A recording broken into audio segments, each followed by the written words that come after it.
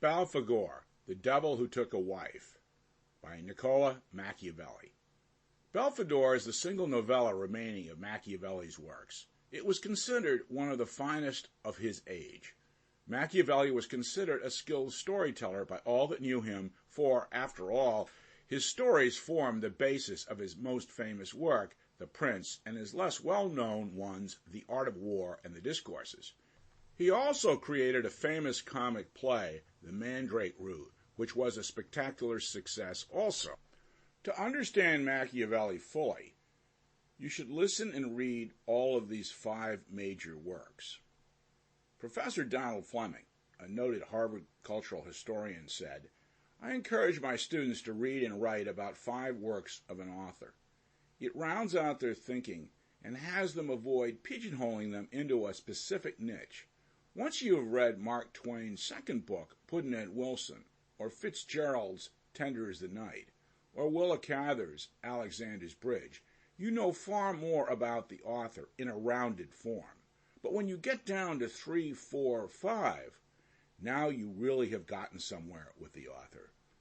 So simply provides 5 by Machiavelli in that spirit: the witty Belfagor, comic Mandrake Root, the Discourses, The Art of War, and his masterpiece, The Prince.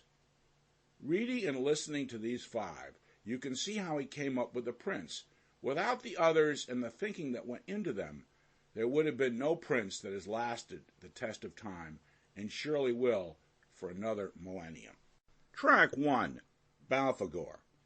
It is written in the old chronicles of Florentine history how a most holy man, whose life was well known to those who lived at the time, prayed with religious fervor and saw that among the countless number of miserable souls who die outside God's grace and go to hell, all, or the greater portion of them, complained that it was only because of their wives they had been brought to such a low place. Whereas Minos and Rhadamanthus, among all the other judges of hell, were very perplexed. They were not able to believe that these accusations against the fairer sex could be true, but the complaints increased daily. So they made an appropriate report to Pluto, who decided to make a thorough investigation of the matter with the help of all the princes of hell, and to take whatever action might be deemed best in order to discover the falsity or truth of this question. Having called them all to a council, Pluto spoke in the following manner: "My dear friends, since by heavenly decree and unchangeable destiny I am the owner of this kingdom, I cannot be obligated to submit to any earthly or heavenly judgment. Nevertheless, because the ultimate proof of prudence in those who hold great power is to submit themselves to the rule of law and to value the opinions of others, I have decided to ask your advice on how to act in a manner that could bring shame to our rule. Since the souls of all the men who come into our kingdom say that their wives were the cause of it, and since this seems so improbable to us, I am afraid that if we accept their explanations, we might very well be accused of being too credulous.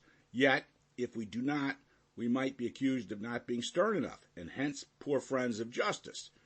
Now, since one is the vice of the frivolous and the other that of the unjust, and since we wish to avoid being accused of either, we have, being unable to find the means, called you together, so that you may aid us with your advice in order that this realm, which has always lived free from scandal in the past, may continue to do so into the future." Each of the princes believed the matter to be of the utmost importance and worthy of much consideration. All concluded that it was necessary to get to the bottom of the issue, but none could agree on how it should be gone about. Well, while some felt that one, and others felt that several, of their number should be sent into the world in human shape to discover the truth in person, many others felt it could be done without so much fuss by forcing a number of souls to reveal the truth under various kinds of torture. Since the majority was of the opinion to send someone back to earth, that course of action was adopted.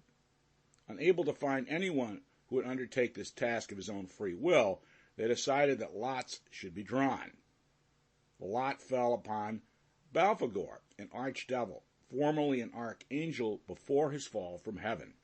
Although Belfagor was reluctant to carry out this task, he was nevertheless compelled. Sample complete. Ready to continue?